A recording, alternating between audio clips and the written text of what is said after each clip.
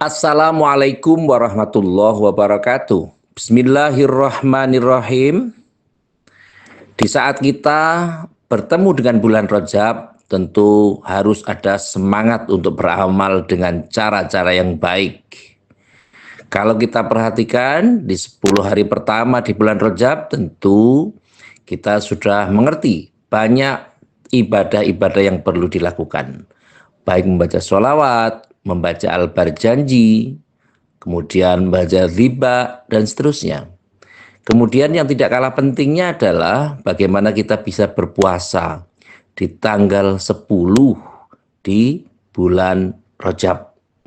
Mengapa demikian? Karena tanggal 10 ini merupakan pertemuan antara Sayyidatuna Aminah dengan Sayyid Abdullah, ayah dari Kanjeng Nabi Agung Muhammad Sallallahu Alaihi Wasallam. Perpindahan nur dari Sayyid Abdullah kepada Sayyidatuna Aminah. Maka para alim, para ulama menjelaskan, khususnya dalam hal ini adalah Allahyarham Kiai Maimun Zubair, menjelaskan setidaknya dalam satu hari itu disarankan untuk berpuasa. Selain itu, tentu ada amaliyah yang lain yang bisa dilakukan, yakni di akhir Jumat atau di Jumat terakhir di bulan Rajab, kita disarankan, terutama di pertengahan antara khutbah pertama dan khutbah kedua, membaca Ahmadur Rasulullah, Muhammadur Rasulullah 35 kali, dengan sekaligus meniatkan hajatnya apa. Karena apabila hajat-hajat yang belum tercapai, dalam hal ini hajat tentang kehidupan kita, kehidupan sehari-hari, mungkin kita punya tanggungan yang belum selesai, punya sesuatu yang belum bisa didapatkan, atau apapun hajatnya bisa disampaikan.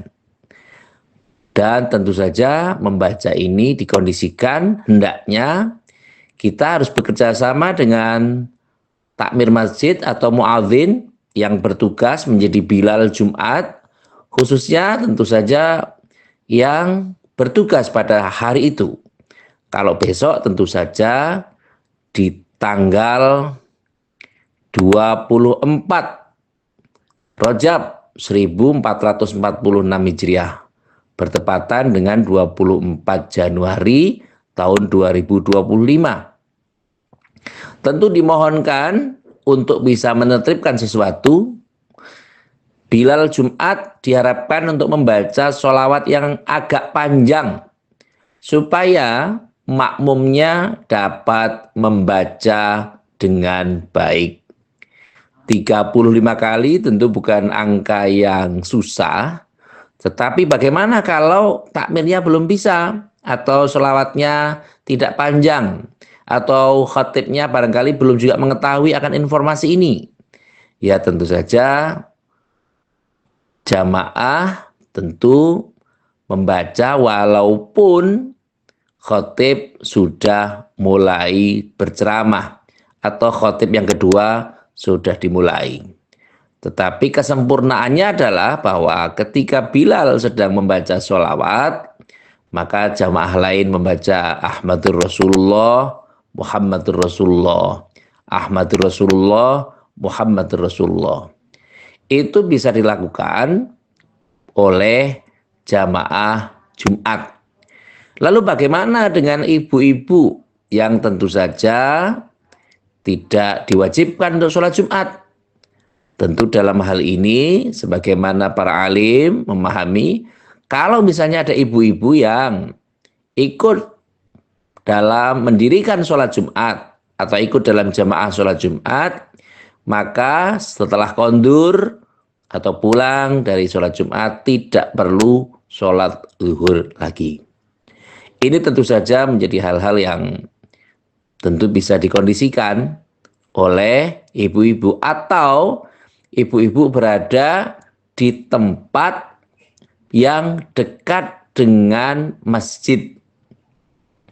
Ini menjadi sesuatu yang harus dikondisikan dan kita tidak akan mungkin bisa mengerti informasi ini kecuali kita mengaji. Keuntungan-keuntungan dalam mengaji adalah yazidul ilmi. Kita bertambahnya ilmu.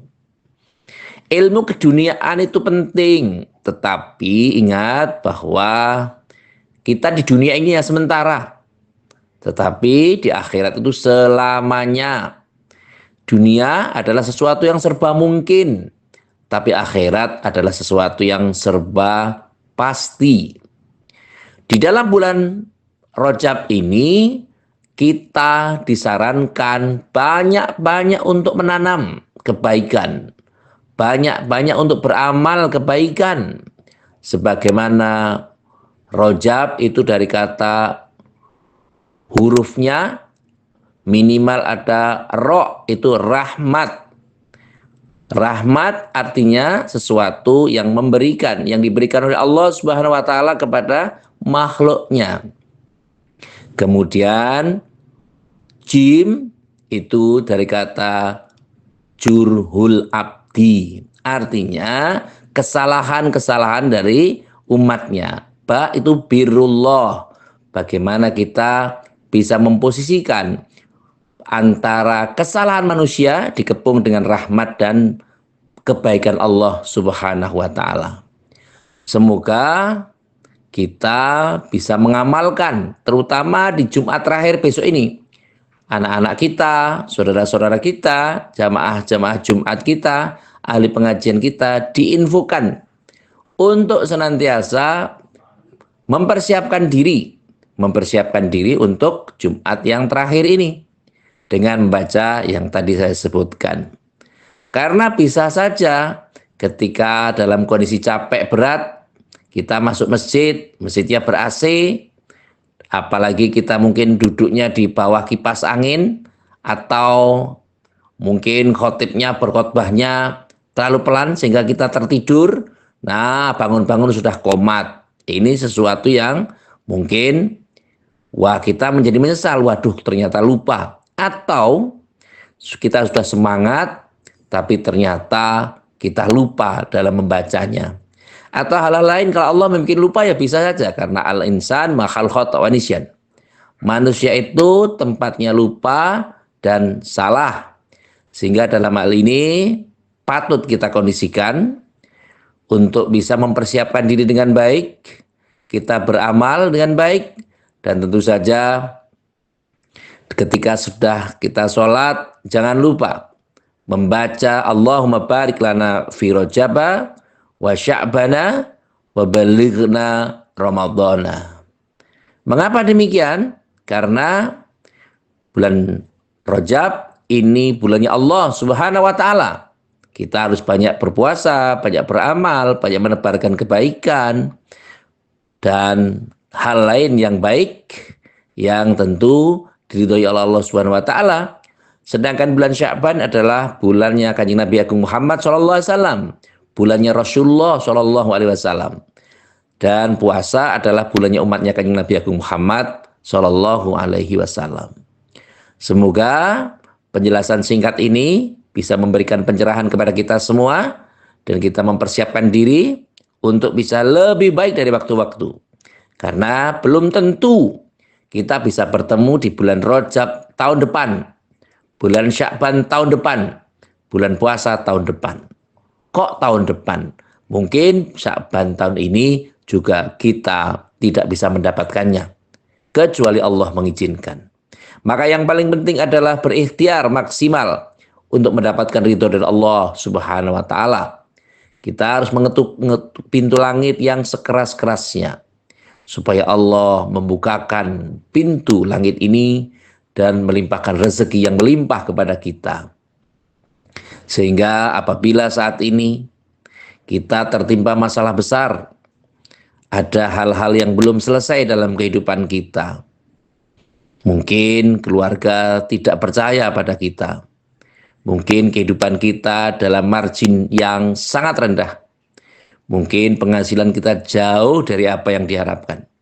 Tetapi kita harus ingat bahwa kita punya Allah Subhanahu wa taala. Kita harus bangga kita menganut agama Islam dan kita banyak kenal dengan ulama, dengan orang yang alim ala-alamah. Tentu di kesempatan-kesempatan ke depan saya ingin menceritakan bagaimana kehidupan amaliyah orang-orang yang soleh, orang-orang yang pantas di sisi Allah Subhanahu wa taala, sehingga tentu saja cita-cita terbesar pada kita adalah menjadi aulia, menjadi wali, atau menjadi kalau Gusmus atau Mbah Kiai Bisri Mustafa atau Mbah Kiai Mustafa Bisri ngendika balane Gusti Allah, menjadi aulia illah. Tentu saja ini menjadi cita-cita terbesar bagi kaum muslimin dan muslimat. Yang terakhir seperti biasa, kita juga mengucapkan terima kasih pada semua pihak yang telah membantu terselenggaranya acara ini. Semoga bisa bermanfaat. Sekali lagi terima kasih atas segala perhatian dan mohon maaf atas segala kekurangan. Saya akhiri. Wallahul muwafiq ila aqwamit thoriq. Wassalamualaikum warahmatullahi wabarakatuh.